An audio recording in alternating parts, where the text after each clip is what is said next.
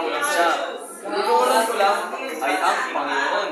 Kaya sabi niya, kaya si Mordecai, nainis siya, sabi niya, ba't di ka luluhod sa akin? Kaya ako isa sa pinakamatalas na tao dito sa mundo. Isa ako, pumapangalawa ako sa hari. Kaya dapat lumuhod ka sa akin. Pero sabi ni Mordecai, hindi talaga siya.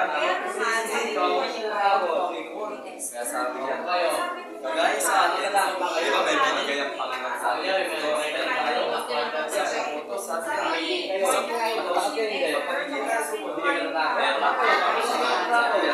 May kaparusahan sa atin.